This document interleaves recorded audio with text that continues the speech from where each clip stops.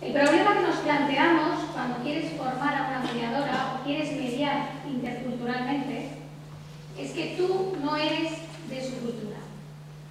Normalmente, si tú no eres de su cultura, te rechazan porque piensan que es muy fácil, tú vas con tu minifalda, el pelo suelto, pintada, y te miran diciendo, no, es que tú tendrías que estar en el infierno directamente. Entonces, lo interesante, que es la propuesta que hicimos nosotros en España y que es la que vamos a ver si desarrollamos aquí, que la formación se dé a las inmigrantes, formarlas como mediadoras y que ellas medien dentro de su comunidad. Porque entonces sí lo entienden. Entonces, lo único que hay que encontrar es a mujeres que tengan interés en salir de esas situaciones y que tú les digas, esto es como hay que mediar, tenéis estos derechos reconocidos. El problema que hay con muchas mujeres inmigrantes es que no saben ni que tienen esos derechos reconocidos, porque vienen de países donde no se les reconoce ningún derecho. Y entonces eso es un proyecto muy interesante, ¿verdad? Bueno, para poder llegar a todas estas conclusiones voy a hacer un repaso rápido sobre la historia del movimiento de los derechos de la mujer, movimientos feministas en general, porque era la única manera de reivindicar. Eso no quiere decir que el hecho de reivindicar los derechos te convierta en feminista. Parece que te tienes que ir excusando, pero realmente en la historia solo funcionó ese movimiento feminista, que ahora ha quedado quizás un poco desfasado porque no tiene mucho sentido luchar por tus derechos enfrentándote a los derechos de los hombres, que es un poco la lucha que hay entre feministas y no feministas. ¿Cuál es el reconocimiento de los derechos de la mujer en Naciones Unidas? Tener una documentación jurídica de si se reconocen o no. Os vais a sorprender de lo tarde que se han reconocido los derechos de la mujer. Y cuáles son los aspectos jurídicos de la condición de mujer en relación con la religión y las tradiciones. Esta frase es larguísima y no sé si la vais a entender. Lo que vamos a tratar en el último punto es de las prácticas religiosas que violan los derechos de la mujer. Vamos a hacer referencia, como os decía antes, a prácticas que siguen todavía vigentes, como son la mutilación genital femenina, los matrimonios forzosos. Os sorprendería saber la cantidad que hay de matrimonios forzosos, de mutilaciones genitales femeninas, la caza de brujas, que no sé cómo se dice la caza de brujas. En algunos caza de brujas, ¿cómo es? De cazadores, ¿no? ¿Cómo es? La caza de estrella. La estrella. En algunos países, que parece increíble, en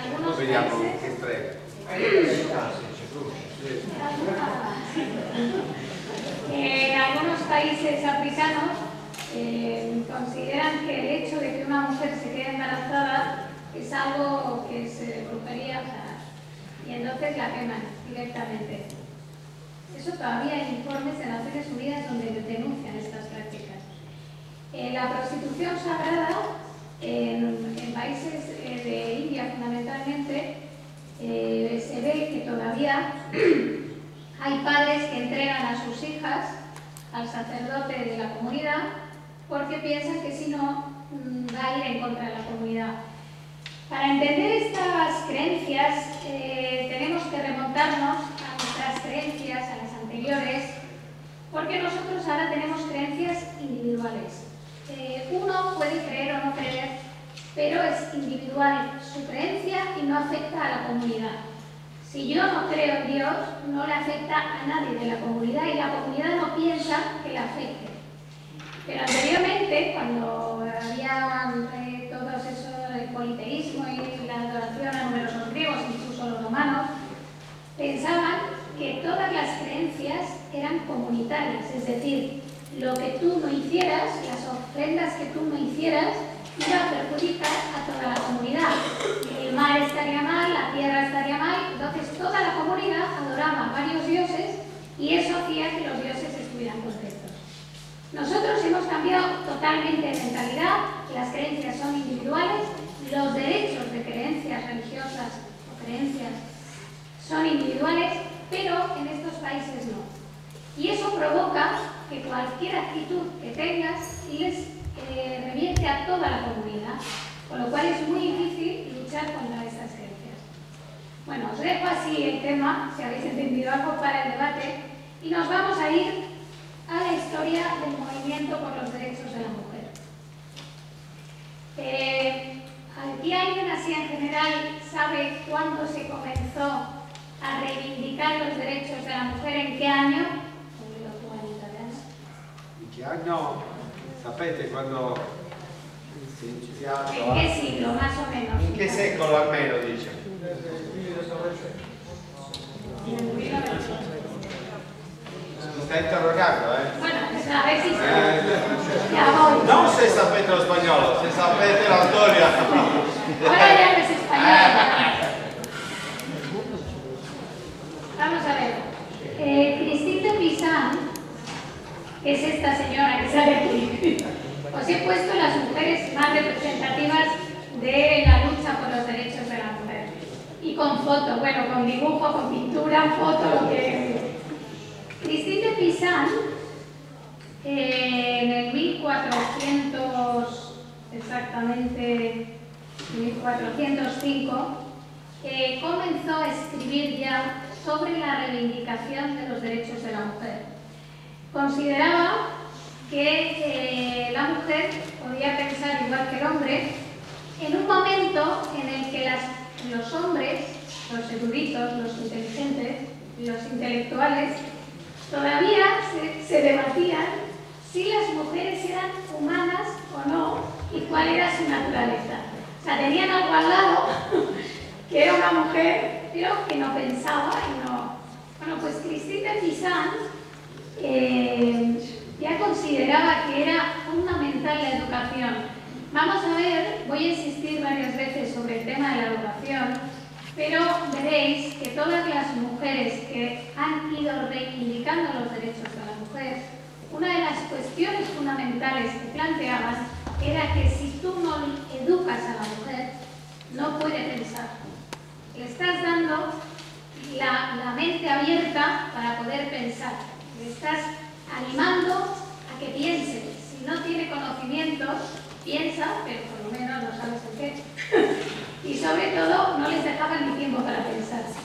Entonces, Christine de Pizan, fijaros qué moderna era, a mí me parece estupenda, porque en 1405 ya era una escritora de la corte francesa y había conseguido, se quedó viuda muy pronto. Viuda, ¿sabes lo que es, no? Sí, uguale sabe, vero. Se murió el marido Caputo. Y entonces consiguió mantener económicamente a sus hijos. En esa época ser viuda o te casabas otra vez o te podías morir del asco. Pues ella consiguió con sus escritos salir adelante. De hecho, todos los movimientos feministas que ha habido después, el referente era Christine de Pizan. Christine de Pizan declaraba que no existe la menor duda de que las mujeres pertenecen al pueblo de Dios. Bueno, daros cuenta que en esos momentos la Iglesia y el poder político estaban unidos todo el rato. Y a la raza humana. O sea, increíble que alguien tenga que decir que la mujer pertenece a la raza humana. Monumental, monumental. Tanto como los hombres. Y no son de otra especie o raza diferente que justificara el que fueran excluidas de enseñanzas morales. O sea, leer este texto, increíble. O sea, ahora lees este texto y no, o sea, no entra en la cabeza que se debata si las mujeres son o no una especie humana. O sea, podemos decir que algunas personas sí, pero no las mujeres o los hombres. ¿Eh? Le donne sono aliene. Sí. La pregunta che viene a fare è se si possono assimilare a certi uomini che forse, diciamo, la giornata della donna non appartengono al genere umano. La cronaca recente li fa avvicinare più, però questa è la considerazione dei giorni nostri. Certo che quell'affermazione ci dà la profondità di questo processo. Bueno, daros cuenta que, lo que os decía antes, a partir de Christine de Pizan, otras feministas van a opinar como ella, y lo que se luchaba era por defender que el sexo femenino tenía, se debería desterrar esas opiniones que había tradicionales de la inferioridad de la mujer, que todavía en Europa eso se mantiene. Imaginaros desde 1405 que llevamos luchando para que se considere al mismo nivel al hombre que a la mujer. Pedía una mejor educación, un trato más amable en el matrimonio, ¿entendéis? ¿Cómo las tratarían? Y que sería necesario que el hecho de que la mujer esté subordinada al hombre no es algo innato, eso lo había provocado el hombre. Eso deberíamos decirlo todavía en un spot publicitario. La mujer no se subordina al hombre, pero todavía... Y los italianos peores que los españoles, esto no quiere decir. Bueno, sigo hablando de mujeres que han luchado por la libertad y hago referencia a una española, claro. Josefa Amad, pasamos a 1784, escribió 2 libros fundamentales.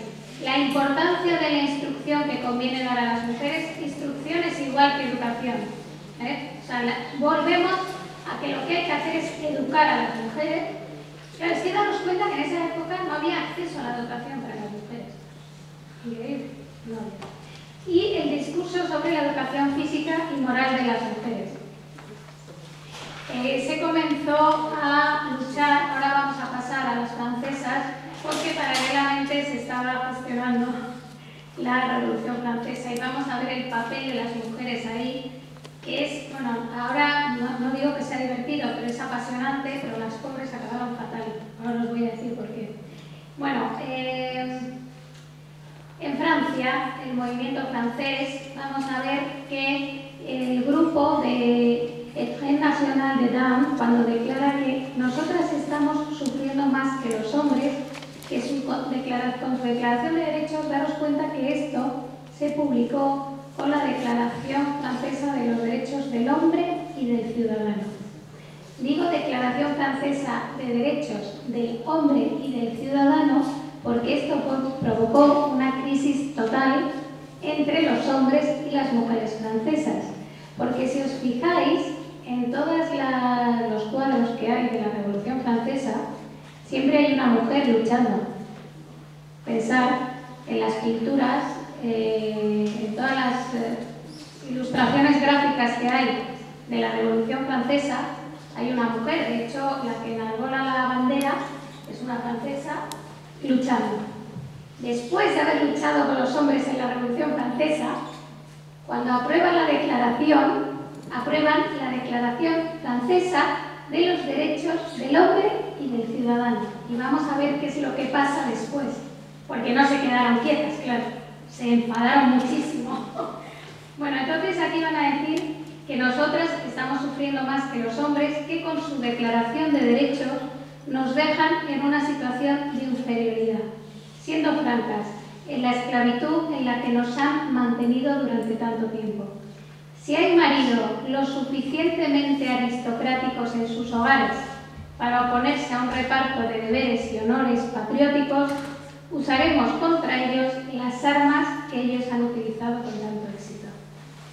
Claro, si tú estás luchando porque todo el mundo sea igual y de repente apruebas una declaración en la que son los hombres a los que se les reconocen los derechos, siendo la primera declaración universal que se ha aprobado en la historia, las mujeres se cabrearon. Cabrearse es enfadarse en un poco ordinario.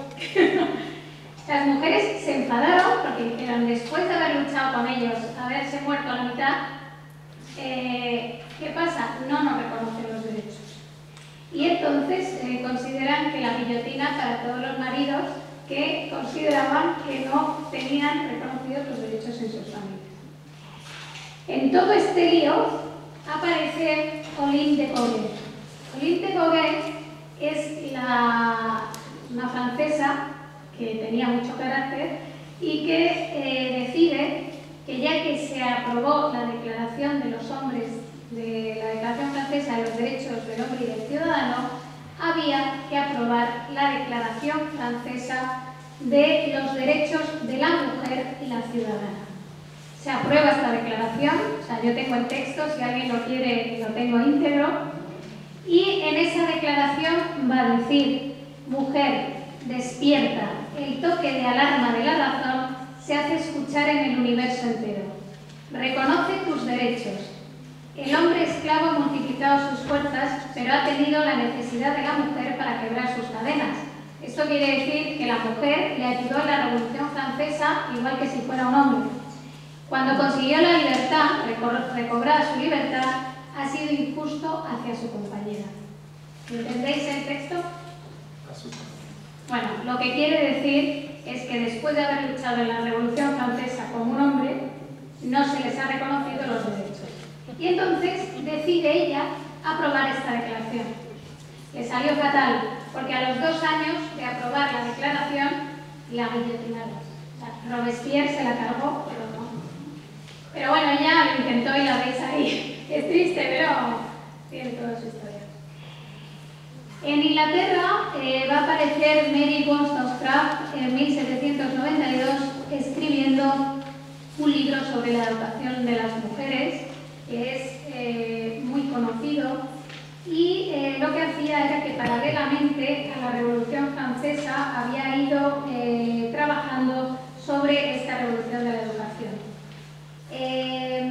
Esta mujer, el libro que escribió se llama Vindicación, o sea, Reivindicación de los Derechos de la Mujer, y lo que ponía en este libro fundamentalmente es a lo que he ido haciendo referencia todo el rato. Para que la mujer sea libre es fundamental que tenga acceso a la educación.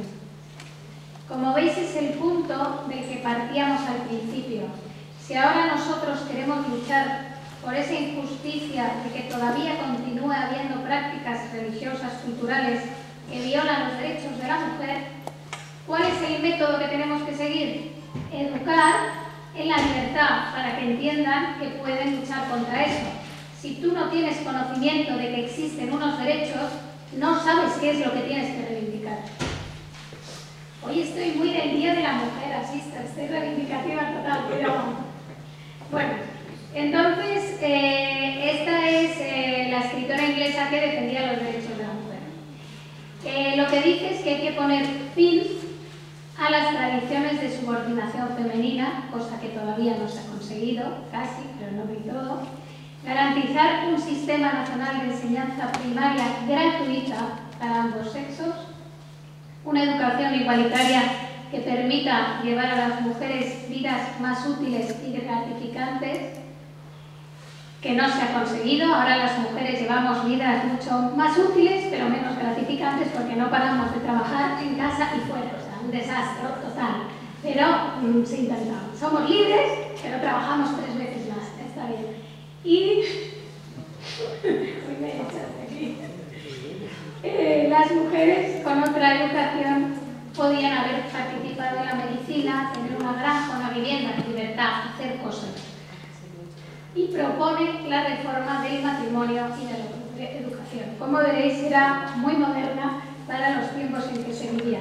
El problema que tenían todas las mujeres feministas es que lo que luchaban era contra su propia sociedad y su momento, sus tradiciones, con lo cual todas acababan fatal. O sea, la historia personal de las feministas es triste en todos los casos. Siempre hay todo un desastre. Bueno, ¿qué es lo que va a pasar? Las mujeres no podían votar. Claro, ese es uno de los derechos que damos por incluidos y no nos damos cuenta que es que no podíamos votar. Entonces va a surgir el movimiento sufragista, donde se va a pedir que las mujeres puedan votar, y va a surgir fundamentalmente en Norteamérica.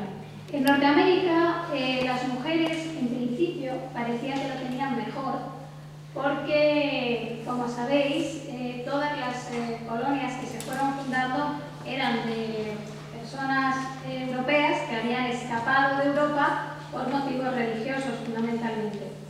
Entonces se habían ido con una mente abierta y creando nuevas sociedades y comunidades donde a la mujer se le daba educación. Todas las religiones, las interpretaciones de las distintas religiones, porque la interpretación del protestantismo en sus diferentes versiones le daba mucha importancia a la educación.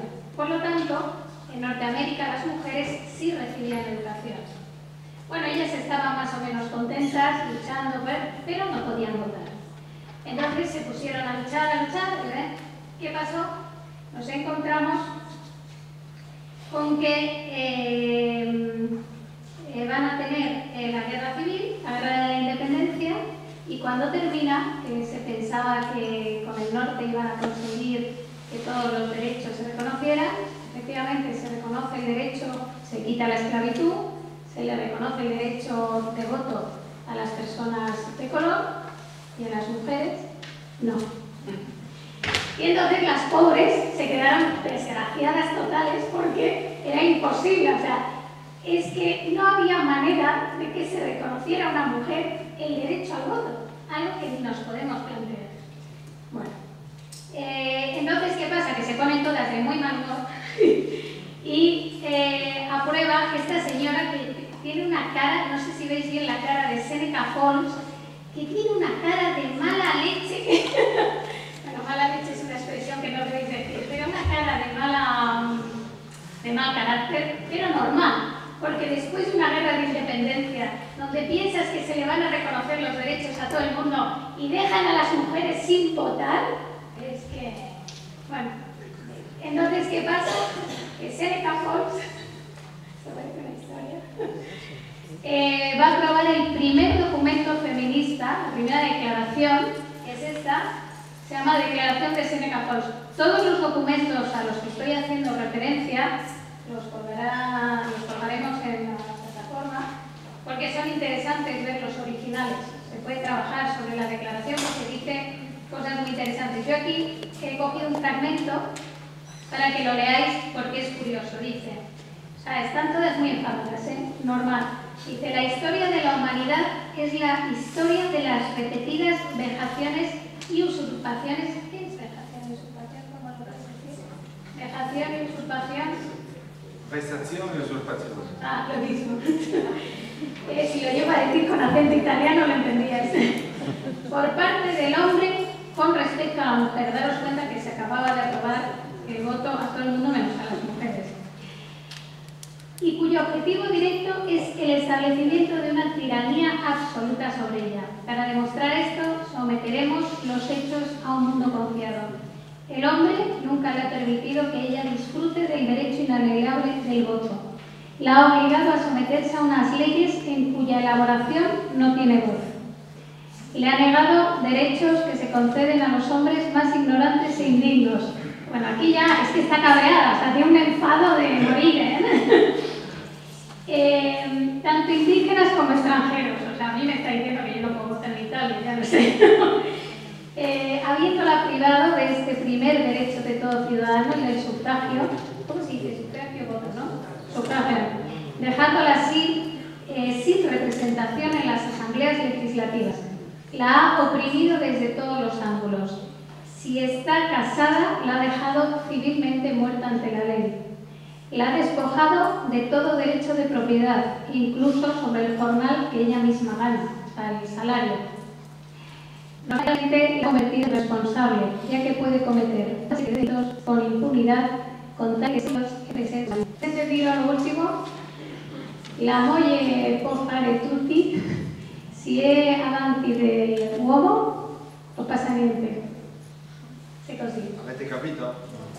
La presenza dell'uomo rende immune, siccome non ha soggettività, la donna da qualsiasi responsabilità.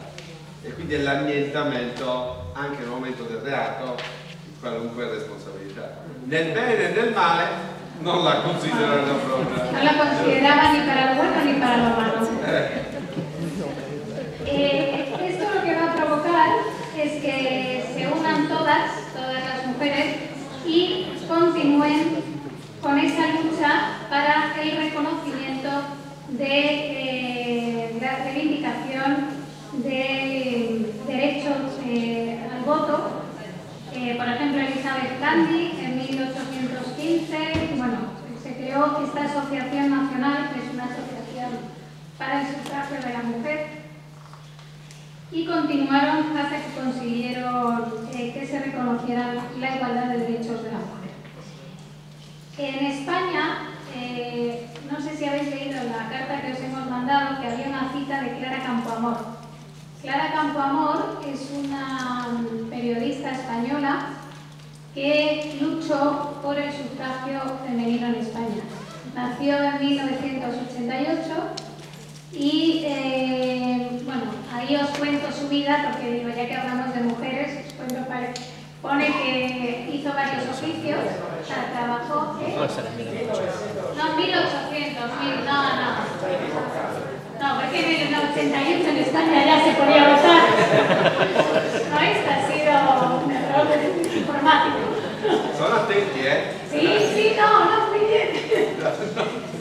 Bueno, podía haber muerto en el 88, no, murió en el 74, me parece, 1974, o sea que duró, ¿eh? Bueno, trabajó en varias cosas y luego empezó a escribir en un periódico, La Tribuna, que bastante moderno para la época.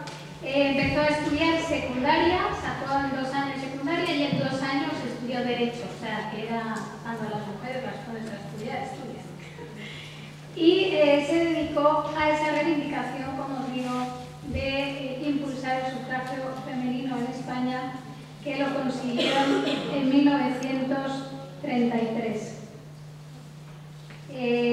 Bien, esta mujer, que también la habréis visto en el programa, es Clara Zetkin. Clara Zetkin que también tiene una cara con carácter masculino. Pero, ¿qué ibas a hacer? En esa época o eras femenina o eras masculina, ¿no? No había posibilidad de ser femenina no era posible. Bueno, ahora también está difícil la cosa, pero bueno. Clara Zetkin era alemana y lo que hizo fue luchar por los derechos de la mujer en Alemania. Entonces, bueno, no lo voy a tener para continuar porque si no podíamos estar 5 horas con la historia de la mujer. Simplemente me parecía interesante porque todo el mundo habla del Día Internacional de la Mujer, pero no sabe dónde ha surgido ni de dónde. Entonces, fue ella la que declaró que era el Día Internacional de la Mujer y el Día de la Mujer Trabajadora, que ahora se celebran 2 días diferentes, me parece, pero en este momento dijo que no, tenía bastante con que hubiera un Día Internacional de la Mujer y se dedicó, como os digo, a luchar por la igualdad de la mujer en Alemania. Bien, habiendo hecho este repaso a toda la historia del movimiento muy por encima, porque esto podíamos estar todo el curso hablando solo de la historia de los derechos de la mujer, pero era para dar unas pinceladas sobre aquellas mujeres que me han parecido más interesantes. Sobre todo, es cierto que se desconoce, por ejemplo, a Christine de Pizan, es una desconocida, habiendo hecho un trabajo fundamental como base del movimiento feminista. Y ahora vamos a pasar a cuál ha sido el reconocimiento de los derechos de la mujer en el ámbito internacional, es decir, en Naciones Unidas. Le voy a dar un carácter un poco distinto al que se le da normalmente solo hablar de los convenios sobre la mujer, sino que vamos a hacer también referencia a aquellos documentos que hacen referencia a la libertad de creencias. ¿Por qué? Porque el planteamiento que os he hecho es que hay prácticas religiosas que violan los derechos de la mujer. Entonces es interesante ver si en Naciones Unidas se han reconocido los derechos de la mujer y el derecho de religión. Y si en algún punto se establece que deben reconocerse los derechos de la mujer siempre y cuando las prácticas religiosas no violen esos derechos, que es el punto del proyecto, o sea, sería la vez.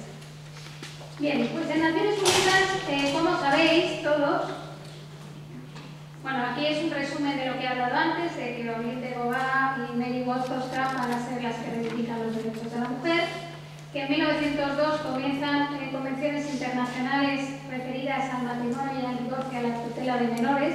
Esto es importante porque todos estos convenios eran los que podían o no situar a la mujer en una situación de igualdad con el hombre. Si ya los convenios internacionales se excluía a la mujer o al hombre, pues ya, o sea, al hombre no, a la mujer pues ya teníamos, al hombre nunca se le excluía. Bien, daros cuenta que partimos de la Segunda Guerra Mundial.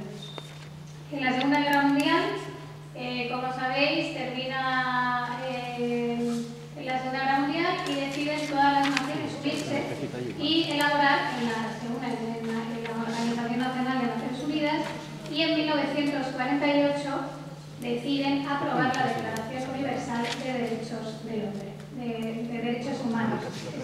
¿Por qué he dicho de Derechos del Hombre? No, todo tiene sentido. Es que me adelanto, voy más rápido. Es la Declaración Universal de Derechos Humanos porque, esto seguro que no lo sabíais, había un grupo de señoras estupendas, como digo yo, porque en esa época trabajar en Naciones Unidas y ser mujer tenías que ser estupenda, porque si no, no era posible. No, y además todas tenían muy buena pinta, iban muy bien vestidas. Eso no lo entiendo, pero... Bueno, pues el texto era Declaración Universal de Derechos del Hombre. Y 4 mujeres que participaron en la elaboración de la declaración dijeron que no podía ser la Declaración de Derechos del Hombre, que tenía que ser la Declaración Universal de Derechos Humanos. Eso no lo ha dicho nadie, porque no se atreve Naciones Unidas a reconocer que cuando iban elaborando la declaración habían puesto derechos del hombre. La Declaración de Derechos Humanos, vamos a ver que hay un artículo, como os he dicho antes, que reconoce, espérate, me adelanto. El artículo 2 va a reconocer el principio de igualdad y de no discriminación. Con ese artículo interpretamos que defienden los derechos de la mujer, pero específicamente no hace referencia a la mujer. Es cierto que en ese mismo artículo se va a decir principio de no discriminación por razones de sexo, raza, religión, pero no hay un artículo específico a la mujer. Bueno, es así la cosa, se entiende que es así. Hay otro artículo al que he hecho antes referencia, que es el artículo 18, que va a establecer la libertad de pensamiento, conciencia y religión. En ese artículo va a hacer referencia a la manifestación de esas creencias religiosas. Y vamos a entender que dentro de esa manifestación de las creencias religiosas nos encontramos a las prácticas religiosas. Entonces, por un lado vemos que en la declaración tenemos 2 artículos que nos interesan, el artículo 2 y el artículo 10. Respecto a la mujer, ¿qué es lo que pasó? Se hizo una comisión sobre la condición jurídica y social de la mujer en 1946, la declaración sobre la eliminación de la discriminación contra la mujer en 1967, pero ya habían pasado años, o sea, en el 67. Es que me voy poniendo de mal humor. Y la Convención sobre la eliminación de todas formas de discriminación contra la mujer en el 79. Paralelamente, ¿qué se estaba haciendo con las cuestiones de religión? Daros cuenta que la religión pasa como con la mujer. Son temas que ahora vemos muy normales, pero que la evolución ha sido muy complicada. ¿Por qué? Porque las religiones han tenido mucho poder político en los países. Y todavía hay países que son parte de Naciones Unidas que son confesionales. Es imposible, o sea, vosotros pensáis, esto es una pregunta, la voy a hacer despacio a ver si me contestáis, si no, la traducción simultánea, que es posible que un país confesional tenga libertad de creencias.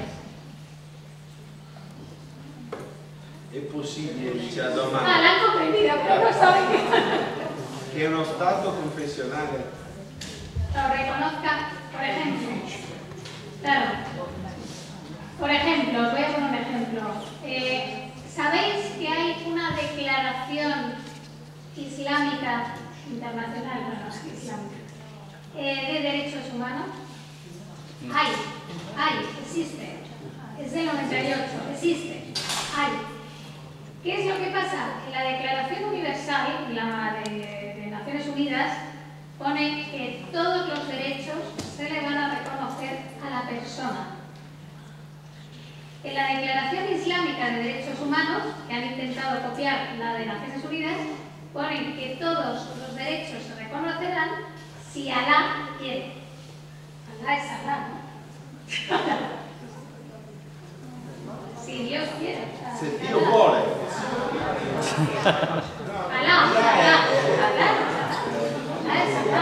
Alá no es español, Alá es Alá. Se vuole, se Dio vuole. Claro, pero non dico Dio, dico se Allah vuole, questo è.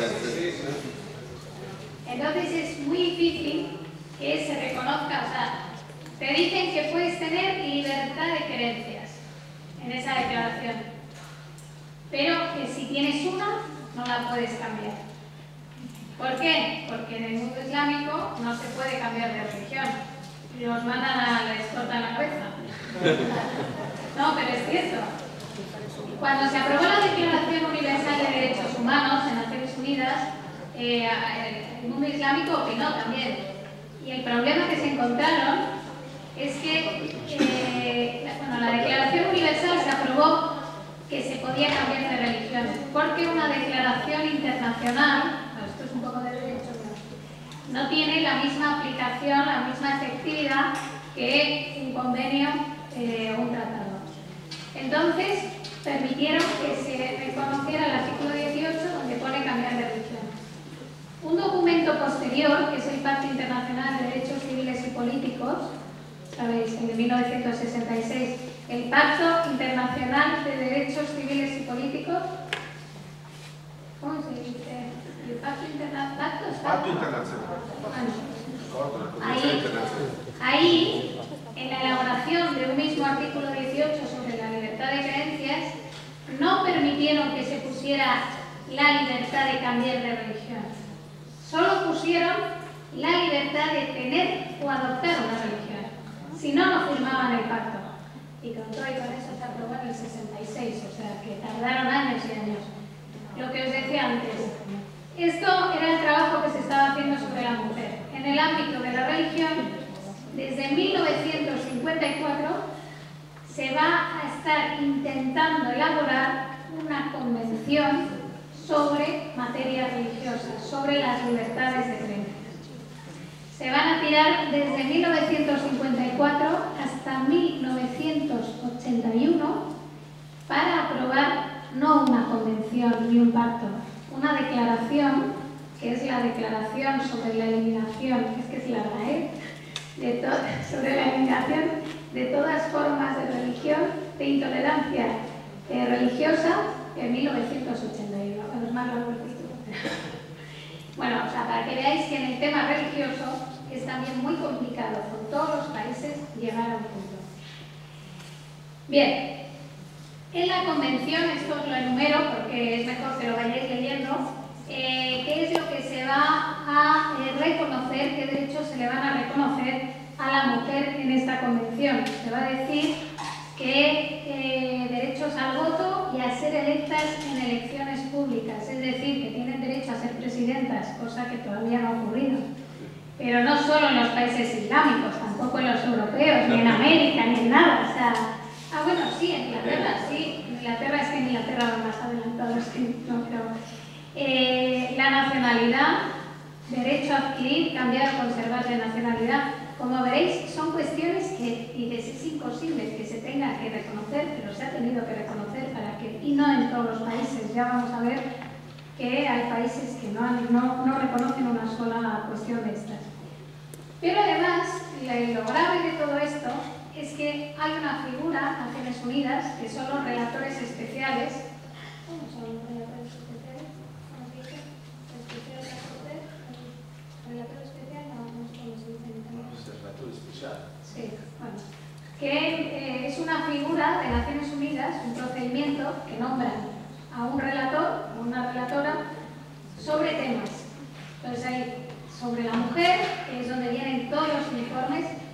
entráis a la página web de Naciones Unidas y pincháis en alto comisionado, ahí sale relatores especiales por temas y podéis acceder a todos los informes de los relatores especiales donde se denuncian. Yo es donde he encontrado todas las prácticas que hay que violan los derechos, bueno, de los derechos que estudies, porque hay sobre religión, de mujer, de todos los temas. En este caso nos interesan porque van muchas veces unidos el de la relatora de libertad de religión y la relatora de mujer, porque los informes los van haciendo juntas, porque la mayoría de las violaciones de derechos son por un tema religioso o cultural. Bueno, empleo, atención médica, derechos económicos, mujeres rurales. Es que imaginaros que hay algunas mujeres que están allí en países rurales, en un país por allí perdidos. Ejecución de planes de desarrollo, capacidad jurídica de las mujeres en materias civiles.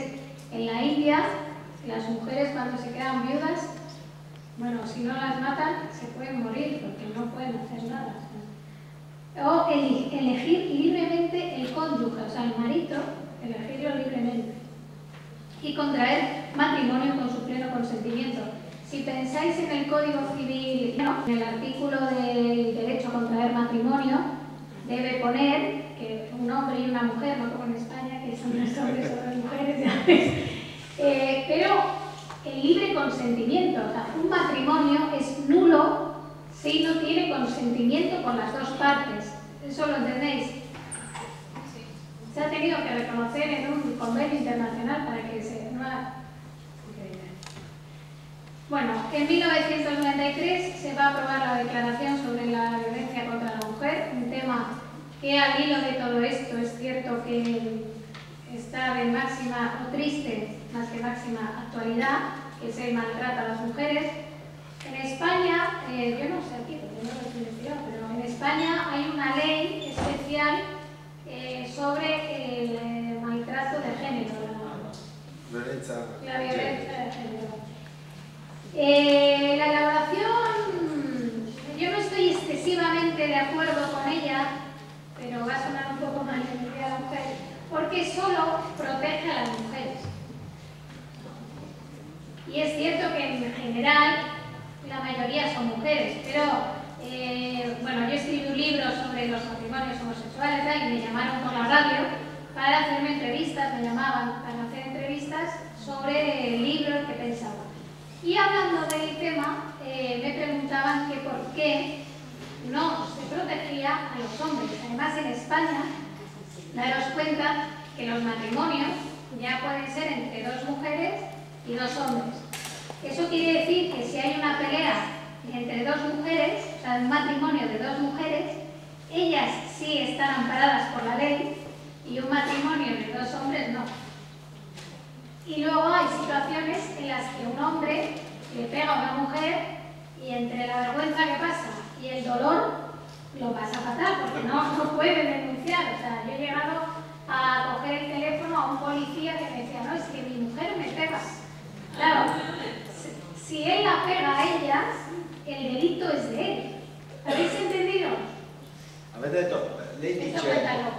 No, allora, lei dice la legge spagnola, la visione corretta e completa, come ha detto, Zapatero è un omosessuale, perché se il matrimonio è omosessuale o delle donne omosessuali l'antena degli uomini.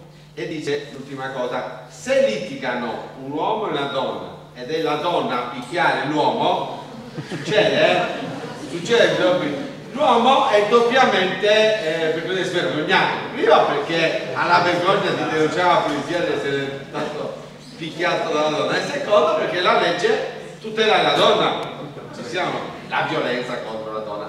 È una provocazione, è una battuta, però per farvi capire che la frontiera della tutela della donna è una frontiera importante, però ci sono altre situazioni di debolezza che nel rapporto di coppia meritano altrettanta considerazione. Questo volevo dire. Gracias. Bueno, en 1994 se aprueba la figura que os había hablado antes de la relatora especial. La relatora especial, la nombran, es una persona, no tiene que ser mujer o hombre, o sea, es indistintamente un hombre o una mujer, de reconocido prestigio, a la que le hacen llegar los informes o las denuncias de personas individuales, o sea, de personas o de ONGs, o sea, de organizaciones de no ONGs. ONG, organizaciones no gobernativas. Que denuncian la violación de los derechos. Entonces, la recibe de cualquier país del mundo y el procedimiento que sigue es que se pone en contacto con el país, les dice que ha recibido una denuncia y el país dice si la recibe o no. Hay veces que no la recibe. Y hay otras que la recibe, les cuenta que en su constitución tienen reconocidos todos los derechos, etc. Y la Constitución los tiene reconocidos.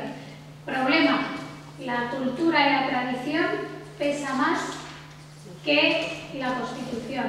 En la India, en la Constitución pone que es necesario el consentimiento libre para contraer matrimonio. Y allí no hay un solo matrimonio que no sea acordado por los padres. Pero lo peor es que las mujeres indias dicen que es así y que eso no viola la ley.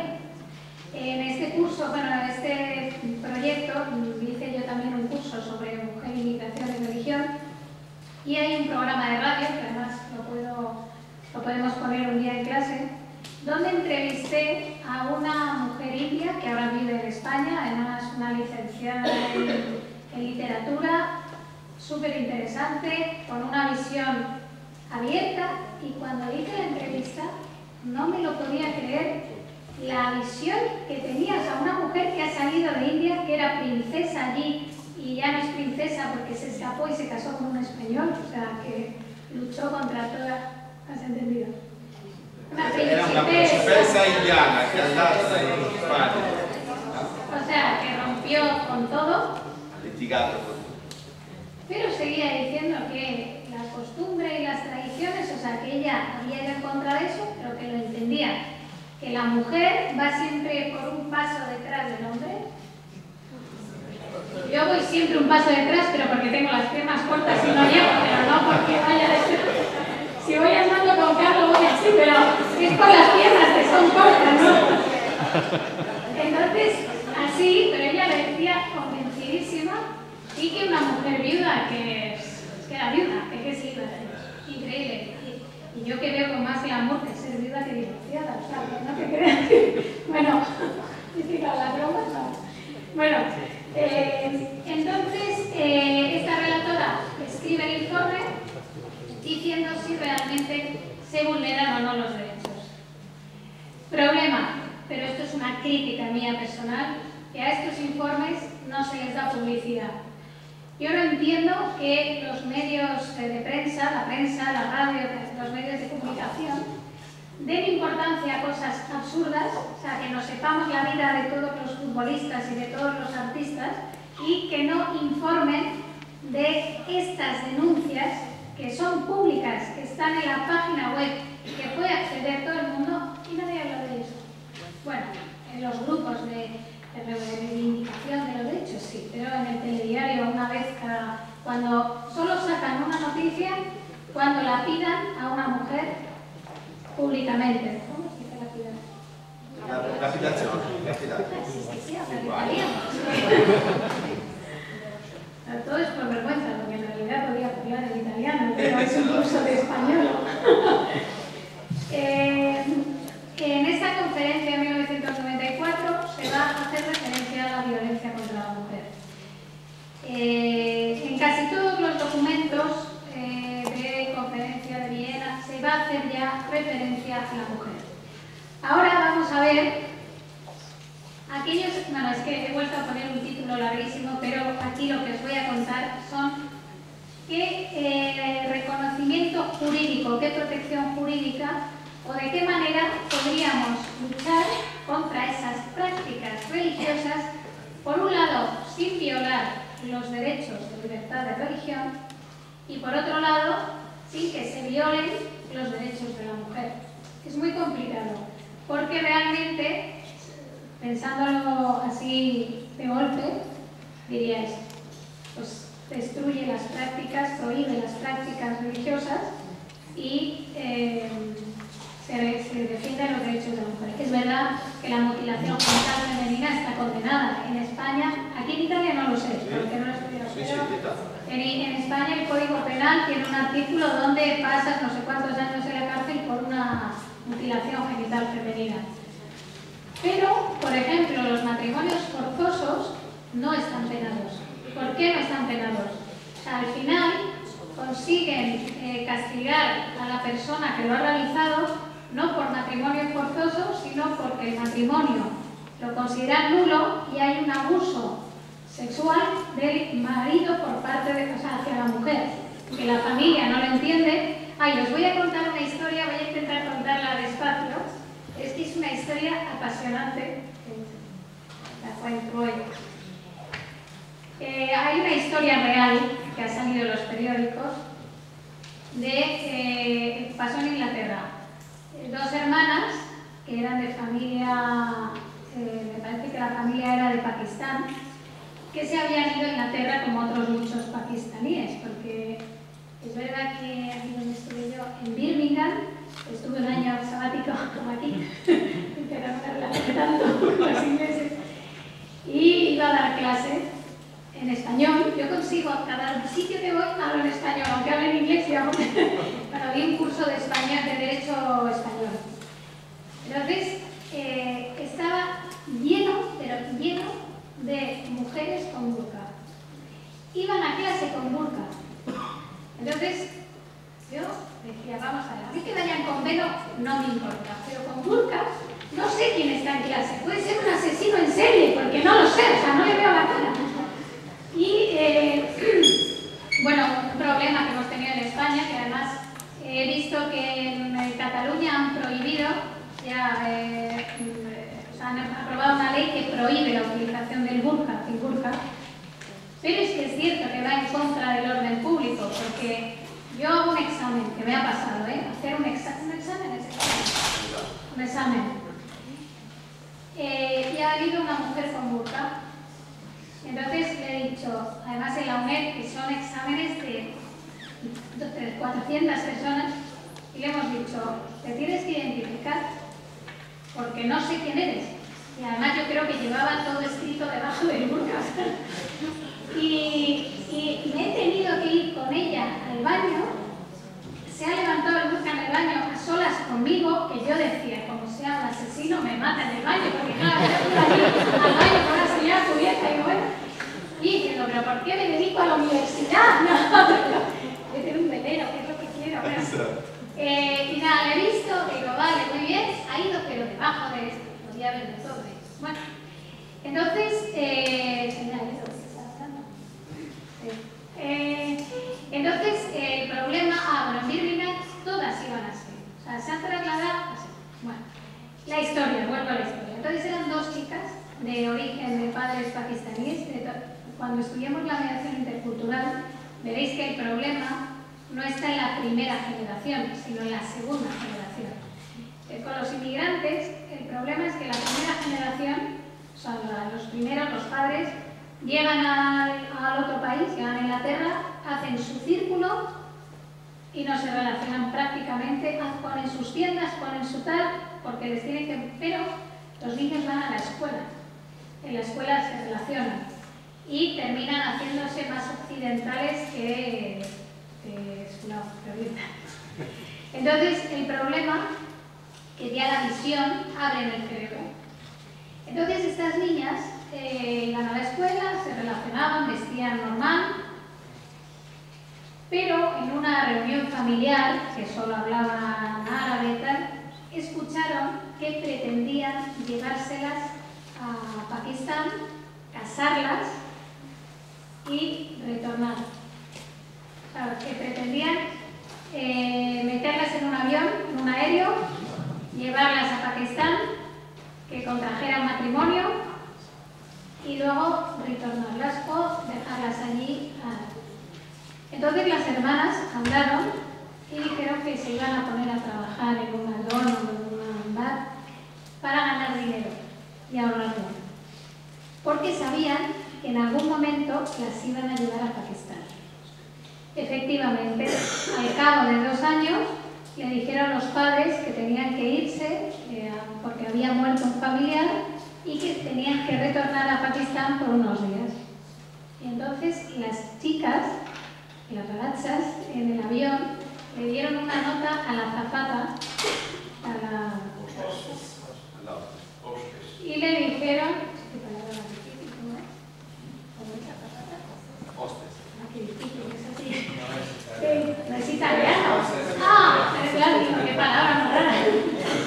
Y entonces le dieron una nota diciendo que por favor le ayudaran, que las estaban raptando, porque ellas dijeron que no querían ir. La azafata pensó que eran unas ragazas ahí que no, reivindicativas, y no le hicieron ni caso. Llegaron a Pakistán. Entonces ellas seguían que no querían estar, las dejaron encerradas en una casa hasta el día de la boda. Pero entre medias hubo un problema familiar y los padres tuvieron que salir y las dejaron solas en la casa, a las 2. Entonces consiguieron escaparse, cogieron un taxi con el dinero que tenían ahorrado, se fueron a la embajada británica y dijeron que por favor las acogieran. O sea, esto en contra de su familia, porque la familia, los padres, las querían casar, y que por favor las devolvieran a Inglaterra. Y la embajada británica las devolvió a Inglaterra y las metieron en un centro de acogida. A los padres les prohibieron el acceso a las niñas hasta que tuvieron 18 años.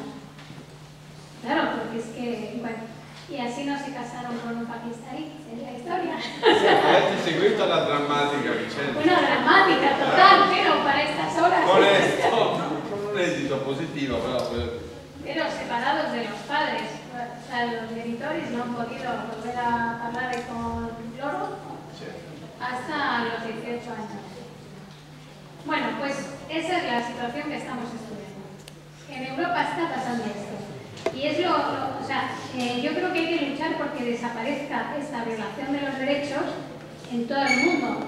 Pero además es que la tenemos aquí. O sea, quiero decir que antes era por salvarles en los propios países, que es muy complicado luchar, pero es que ahora aquí.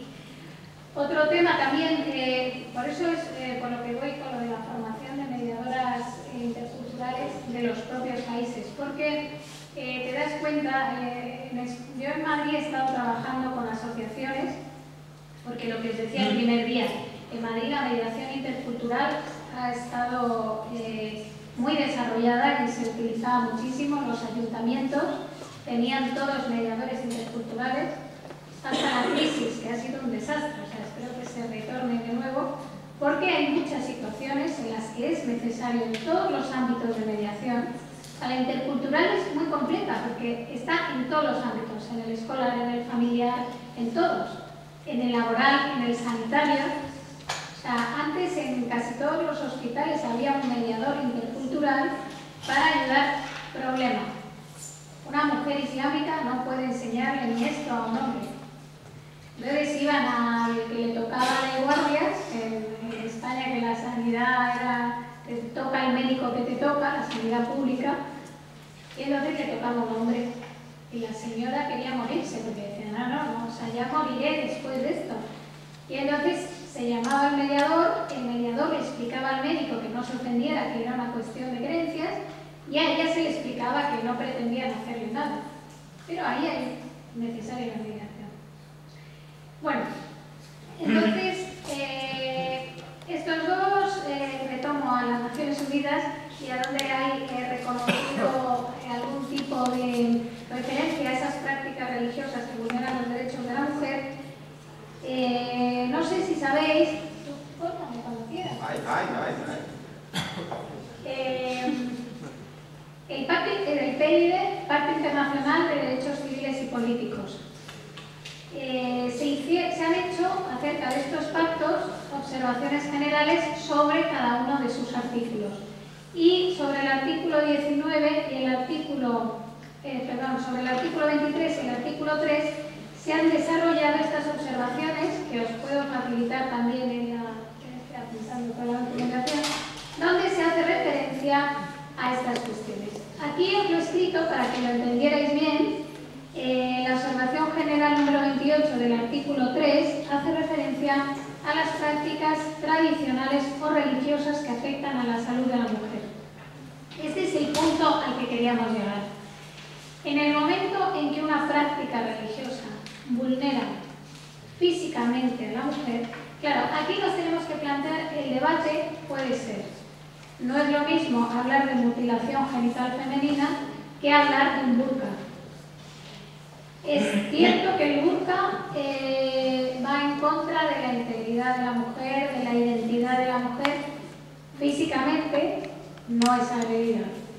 Y en muchos de los casos son las propias mujeres las que defienden llevar el burka, porque las han educado de tal manera, y volvemos a la educación, que para ellas mostrar su cara hacia el exterior, y luego además es que en países como, bueno, donde tienen mucho dinero, los que tienen mucho dinero, vais a Dubái y de repente le quitáis el burka a las chicas y van vestidas todo de marca, impresionante, o sea, es increíble el contraste. A mí lo que me llamaba la atención en Birmingham era que una mujer que va a estudiar a la universidad fuera con burka, porque es incompatible, o sea, no puedes ir con burka y querer integrarte en una educación que no tiene nada que ver con lo que tú estás transmitiendo. Yo no lo entendía. A mí lo que pasa es que luego son muy recelosas, muy introvertidas, porque yo me quería sentar con ella y preguntarle para mi investigación, pero ¿cómo es posible que lleves burka y que vayas a la universidad? Imposible. No es posible. Vamos, si hay alguien que quiera dar una opinión, que la dé para ver si yo lo entiendo, porque yo no lo entiendo. Entonces, respecto a las prácticas, es lo que os quería decir. Al hablar de prácticas hay que hacer un esquema de prácticas religiosas, de aquellas prácticas que violan la salud de las mujeres, de las que violan el honor o la intimidad, etc. Bueno, aquí hacen referencia, claro, dice el infanticidio de niñas. Daros cuenta que en China han estado matando si era niña la mataban. No, normal. Que son cosas de inmolación de las viudas en India, queman a las viudas porque, no sé, no lo entiendo. Ya no tienen, para los indios, una mujer viuda ya no tiene nada que hacer en la vida. Mutilaciones genitales, prostitución forzada, normas vestimentarias, etc. En España lo que ha ocurrido con el tema del burka y de los velos y todo eso es que lo que os contaba antes de las segundas generaciones, a veces con la inmigración ocurre un fenómeno contrario. Muchas veces la segunda generación se integra y se vuelve absolutamente europeo, cosa complicada para compaginar las dos culturas. Pero luego hay otro giro que se da, que es cuando llegan a otro país, no se sienten cómodos y se hacen mucho más radicales los hijos que los padres. En España se dio un caso de una niña que la madre iba sin velo, sin burka y sin nada, y la niña con 14 años salió rebelde y decidió que iba a demostrar al mundo que era musulmana. Y entonces, en España hay todavía colegios, bueno, aquí yo creo que también, que son religiosos, o sea, pero pagados por el Estado mitad privados, que son los colegios concertados. Entonces son colegios católicos, pero que tienen una subvención del Estado. Bueno, entonces la niña musulmana iba a un colegio concertado de monjas. Y a la niña solo se le ocurre ponerse el velito, no el burka, pero sí un velo que le tapa. Escándalo total en toda España, porque las monjas le dijeron que no le permitían ir con el velo. ¿Vosotros ahí qué opináis? Yo os voy a decir lo que pasó luego, pero ¿qué pensáis? O sea, que se debería Por ejemplo, viene aquí una alumna con el velo y que no habría que decirle nada, habría que decirle, oye, no, hombre, en un colegio es distinto porque hay unos reglamentos más estrictos, pero ¿cómo lo veríais? Ho fatto una domanda, voi come la vedete questa situazione? Una persona che viene a lezione A mí me da igual, in una pensé como scuola queráis. con il velo, è una È cosa... un po' troppo, il velo poi non siamo abituati, perché le nostre donne ce l'hanno sempre avuto il velo. Però si potrebbe dire anche perché le scuole vanno con il velo. Eso es cierto, E allora bisogna cogliere anche a consumare con il velo, oppure proibire tutto. Insomma, il discorso è un po' complicato. Però Forse già sarebbe diverso, perché lì è l'identità della persona. Ma il velo. No, el velo, la decisión que tomaron, porque el burka es otro tema porque no se ve, o sea, es una orden pública más. Con el velo, en el colegio, porque aquí yo no voy a decir, si venís con una gorra, y digo, no, o sea, para estar en clase te quitas Entonces, la escuela lo que dijo es que había un reglamento interno que prohibía portar cualquier cosa que fuera, pues igual que a un chico, una gorra, o sea, un ragazzo no podía ir con... ¿Sabes? La Chiesa Cattolica impone il velo in chiesa, perciò Pero salita, ecco.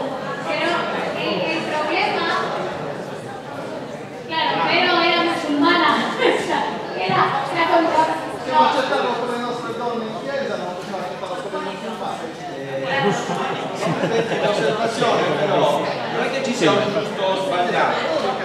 Lei prospetta una domanda, noi ragioniamo un po' con le categorie nostre, il costume estero conosce il costume sardo, ma a momenti diventa lascia forse il cerchio però qui stiamo mettendo nella pratica religiosa una prescrizione di un certo abbigliamento che, faccio la precisazione, non è che quando vai in chiesa, non è per la chiesa, l'abbigliamento che segna l'appartenenza confessionale religiosa nelle normali attività civili, lì era dentro una scuola, e che segnalavano questo problema e hanno provocato questa reazione. Giusto per dargli la connotazione. Però, giusto o sbagliato, a seconda della nostra percezione, il problema è proprio quello. Lei dice, sono andato in Inghilterra a lezione, in una scuola molto moderna, avveniristica, da tutto il mondo, arrivava dal Pakistan, e in classe le ragazze avevano questo abbigliamento. Quindi più si va avanti, più diventa moderno e più paradossalmente ci si trascina l'identità, ma un'identità confessionale e religiosa.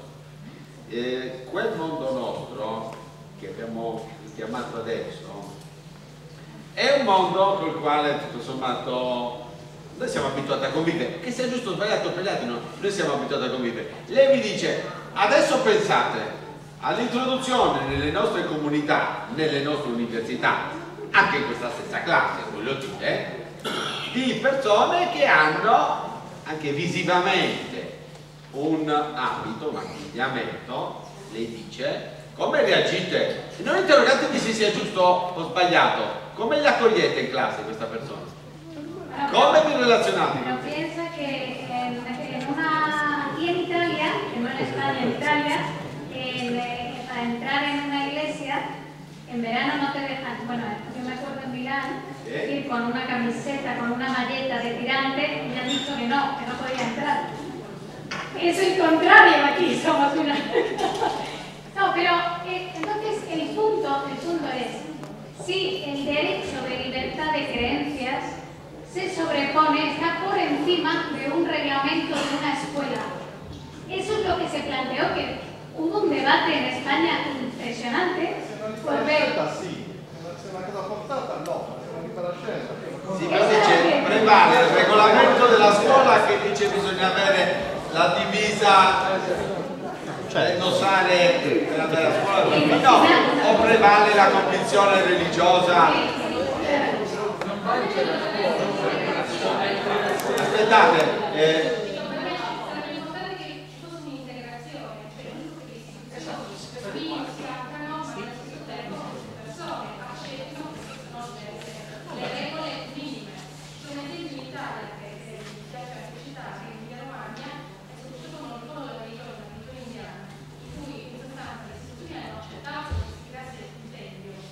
ma la particolarità di questi posti indiani è che a parte la loro divisa portavano anche con un coltello, per cui d'accordo con le istituzioni questa religione ha accettato di non portare il coltello e ovviamente è contro il religione chiaramente l'università permette i messaggi che c'è un burka, per cui se una persona vuole andare a studiare viene a studiare qui in Spagna, bene, ti accogliamo, siamo ben felici di accogliere.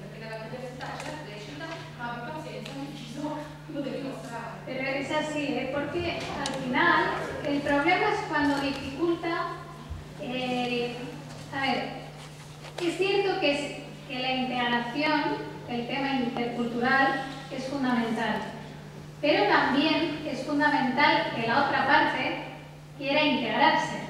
O sea, se puede decir que se permite el velo, bueno, mientras es discutible porque si hay que reformar un reglamento, pero es cierto que si es por un motivo de creencias religiosas, tendría que estar por encima de un reglamento, porque un derecho fundamental que está reconocido en la Constitución está por encima de un reglamento de un orden.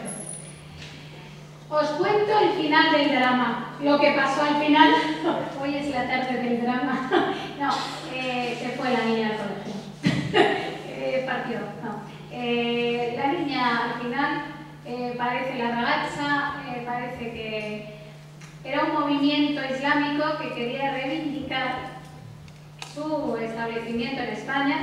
Bueno, en España hay 3 acuerdos firmados, uno con la Iglesia Católica, otro con los musulmanes, con los judíos y con los evangélicos. Dentro de esos acuerdos, son convenios, acuerdos, hay un punto que es la educación. En España, en todas las escuelas donde hay un niño islámico, tendrían que permitirle que hubiera un profesor de religión islámica. Eso con las tres religiones. Pero eso no se hace. No, hay colegios y escuelas que sí tienen muchos niños islámicos, pero no. Al final es cierto que hay una discriminación frente a las minorías, pero es muy complicado luchar no solo contra una religión, sino también contra unas tradiciones. Y en España, cuando había dinero, se tomaban las medidas para que se pudieran solucionar. Ahora no hay dinero y da igual ni la integración, ni la interculturalidad, ni nada. Y ahí sobrevive todo el mundo. No, ahora hay un tema a debatir que yo creo que es muy interesante para una clase de módulo de inmigración, que es que en España antes el acceso a la sanidad pública era para todo el mundo. Y ahora no. Con lo cual todos los inmigrantes que hay en España se han quedado sin sanidad. Y hay médicos que objetores de conciencia, y atienden a los objetores de conciencia contra la ley, que dice que no hay que atenderlos, y atienden a los inmigrantes sí o sí. Pero ha llegado hasta ese punto, o sea, que ahora mismo está la cosa... Pero bueno, es otra clase, Il passaggio è culturale, ma è sostanziale. Lei dice in Spagna avevamo tanti progetti, tanti mezzi, tante iniziative per la intermediazione culturale. Lo diceva la collega, lei ci veniamo incontro, ci conosciamo e cerchiamo di dare dei servizi che sono accessibili agli uni e agli altri.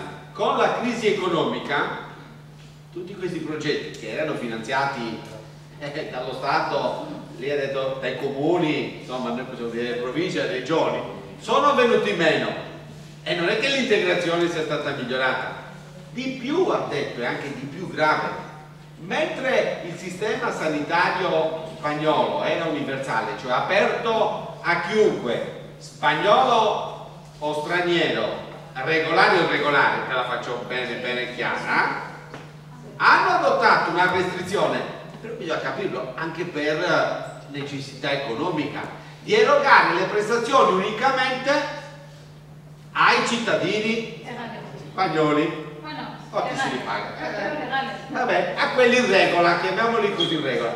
Per gli altri non è più possibile, ci sono stati dei medici, neppure per le urgenze, neanche pure al pronto soccorso. Allora, per questi si è manifestata l'obiezione di coscienza. Alcuni sanitari, andando contro la legge, io mi pongo da un punto di vista del sistema giuridico, se tu spendi soldi pubblici dell'ospedale per curare chi non deve curare, stai commettendo un abuso e probabilmente anche un reato, salvo che noi non riteniamo che quello sia un diritto che ti copra, ma da vedere. In Italia per certi versi le problematiche sono simili, solo che a differenza della Spagna l'impatto è molto minore, insomma, basta vedere la posizione geografica della Spagna, adiacente praticamente al continente assolato del Mediterraneo rispetto all'Italia, però le stesse problematiche noi ce le abbiamo. In Sardegna forse le soffriamo con minore gravità, con minor drammaticità, però l'esempio della scuola di Pirri più avanzata e che lei ha trovato le persone col burka che non ci sono, per così dire, in Spagna, non ci sono nelle nostre università, molto più vicine al mondo arabo, ha fatto perfetto. Ne approfitto per fare un'osservazione. Una mia amica mi ha portato questa considerazione, parlava dell'aeroporto di Torino, che era collegato con voli diretti con il mondo arabo, e ha detto, e lei viaggiava spesso da Cagliari a Torino, ha detto tu devi vedere queste sale d'aspetto all'aeroporto. C'erano queste ragazze vestite benissimo che prima di imbarcarsi nell'aereo cambiavano abbigliamento. Tu dici, era uno spettacolo, lei era colpita dal gesto, insomma, dal togliersi gli abiti, dal cambiarsi, dal trasformarsi, e indossavano questi abiti dalla costrizione, per così dire, d'abbigliamento. E al rientro era un processo ribaltato, cioè a lei faceva sorridere questa situazione, però sono delle dinamiche che appartengono alle nostre comunità. Questo faceva sorridere, il tuo faceva un po' più un po' spaventare. Avete visto le pratiche vietate? Io ne approfitto per farvi qualche osservazione. L'anno scorso, mi sembra, anzi no, 2 anni fa, un servizio televisivo molto interessante, R3, intervistava le donne straniere in Italia, soprattutto quelle all'interno delle comunità un po' più numerose, e le poche donne, insomma, che si aprivano al confronto, ovviamente senza svelare l'identità e cosa, ricevevano appunto queste domande: quale consapevolezza voi avete dei vostri diritti civili in Italia?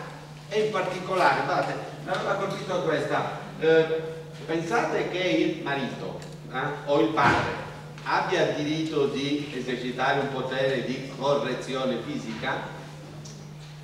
Pensate che i genitori, in Italia lo chiedeva a queste ragazze, abbia il diritto di scegliere il marito della figlia? E queste ragazze rispondevano di sì nella percezione, almeno questo era il senso dell'intervista, parlavano benissimo l'italiano, quindi si capiva il significato di quello che dicevano, pensavano che questa non fosse solo la loro tradizione culturale, religiosa e anche giuridica, nella misura in cui non si distingue lo stato confessionale, il diritto e la religione, ma fosse anche la regola giuridica vigente in Italia. Quindi queste che sono pratiche vietate e che lei vi ha indicato lì, erano percepite come regole giuridiche dell'ordinamento italiano. Quindi noi in Italia, che diciamo che la legge non ammette ignoranza, dobbiamo sapere che ci sono persone che ignorano, ma non è che si trattava di una non esatta percezione, un ribaltamento della prospettiva del sistema giuridico italiano. E questo accade in Italia, per le persone che sono già in Italia. Il progetto che voleva occuparsi delle donne migranti, mi dice Esther, passa e diventa molto di estremo interesse con le figlie, giusto? Con i figli, la seconda generazione. Quale percezione hanno loro del sistema giuridico dello Stato ospitante e quale capacità di integrazione manifestano? Avete visto che certe volte c'è un richiudersi, una reazione anche più estremista, e che si sentono quasi probabilmente spaesati, cercano di ritrovare un'identità, ma sono passaggi culturali molto forti, sono passaggi culturali che se dovessimo affrontarli noi probabilmente non avremmo questa serenità in classe, questa facilità di dire sì, ve lo no, ma insomma bisogna trovarsi in queste situazioni, è la loro veramente identità e cultura profonda, non per giustificarli ma per cercare di capire. Bueno, he intentado buscaros un vídeo que no he encontrado, que había antes en internet, que es respecto a la reacción que se tiene por estas prácticas. Es verdad que hay mujeres que quieren llevar esa vestimenta, que contraen matrimonios religiosos forzosos y ahí viven con ello, pero hay, bueno, un libro que es increíble, que es que me sé el título en español, pero no en italiano, lo buscaré y os lo diré, porque, vamos, en España ha tenido muchísima fama, que era la historia de una mujer que la casaban con un hombre que no quería, lloviendo piedras, yo creo que eso, bueno, y es una historia impresionante, os la recomendaré para italiano. Y el vídeo que quería poneros era de unas declaraciones de mujeres, yo creo que eran pakistaníes, no sé exactamente de dónde eran, pero que ellas mismas se habían quemado, se habían inmolado para no seguir casadas con el marido.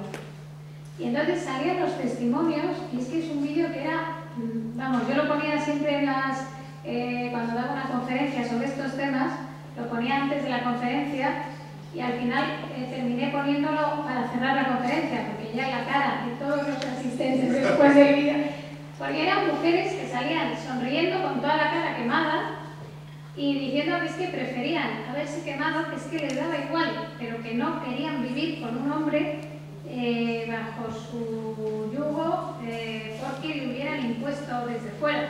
Pero ya si los coges mal es mala suerte, pero que te lo impongan, ¿no? Entonces es un vídeo, bueno, si lo consigo encontrar lo ponemos, como hay tiempo, hoy hay muchos módulos de inmigración, os lo pongo, pero ese es también. Bueno,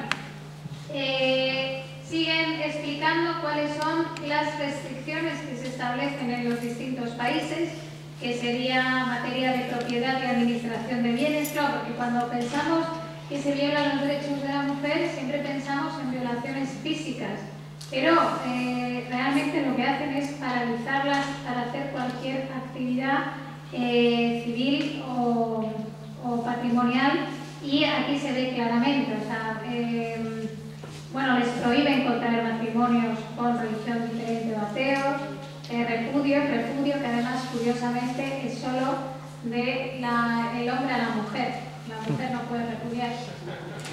Error. Bueno, los adulterios. Todavía yo me imagino que aquí pasa igual que en España, que cuando hay una noticia de una mujer en Pakistán que la han pillado por adulterio, o sea, la lapidan y se ve las imágenes, las graban y no pasa nada. O sea, es algo increíble. O sea, que Naciones Unidas haya aprobado todos estos documentos y que se la pide públicamente a una mujer y no pase nada, es algo increíble. Bueno, y luego ya discriminaciones en el empleo de salario, etc.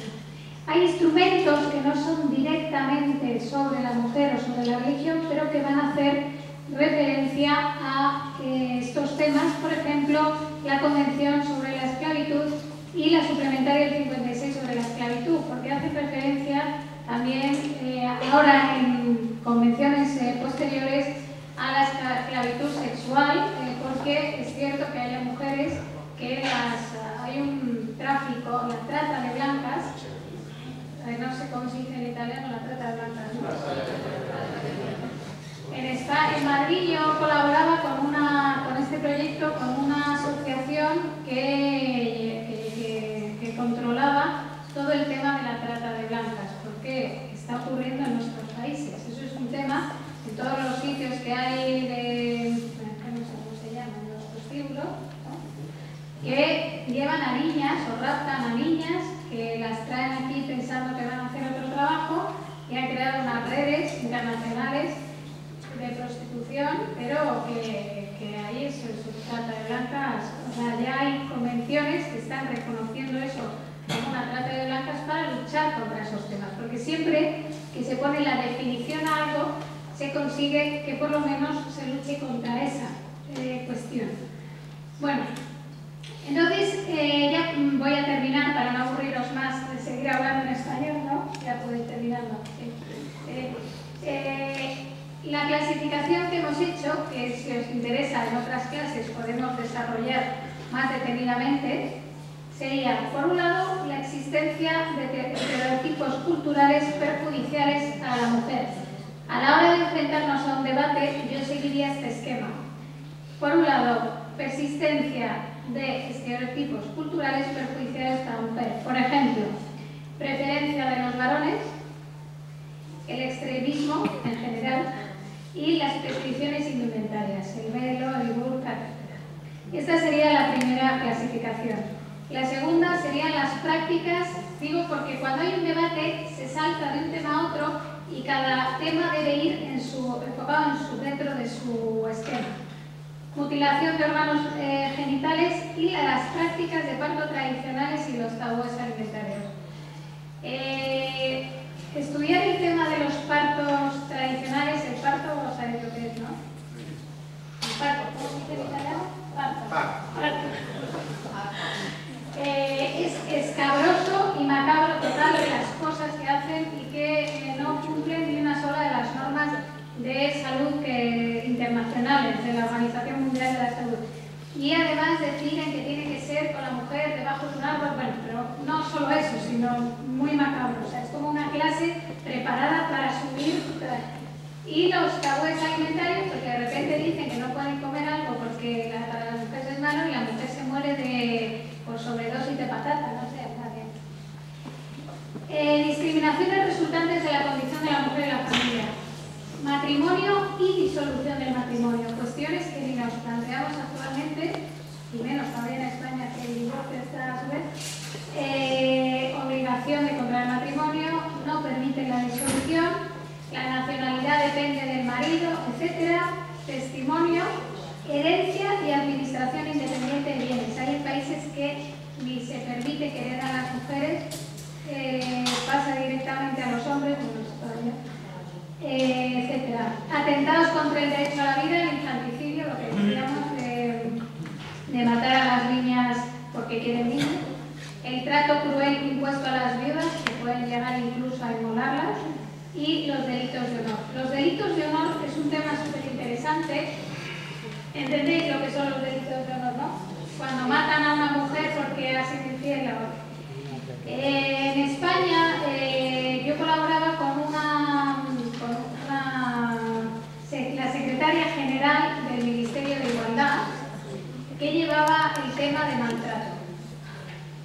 Y entonces había un estudio que demostraba que con la inmigración había subido el maltrato y los asesinatos de mujeres en un 90%. Entonces, la propuesta que hice yo es que por qué no investigaban el motivo de la causa del asesinato, cuando había sido el cónyuge y ya era culpable, que por qué no iban apuntando cuáles eran realmente por motivos de honor, porque hay países que si tú matas a tu mujer porque te has sido infiel, no te condenan, porque consideran que has hecho bien. Entonces llegan aquí y hacen lo mismo. Entonces será interesante hacer ese estudio. Penúltimo, atentados contra la dignidad, la prostitución y las prácticas asociadas a la esclavitud, violación y abusos sexuales en honor de la religión. Lo que os decía, cogen a una niña, la prostituyen y se la dan al sacerdote de la tribu o de la comunidad porque piensan que se va a beneficiar solo al sacerdote. Es así. La descalificación social. Vulneración del derecho a la educación. No en todos los países se permite a las mujeres el acceso a la educación y le prohíben ciertas funciones sociales por el hecho de ser mujer. O sea que retomamos al 1400 cuando hablaban de si la naturaleza que consideraba a la mujer o no como igual que el hombre.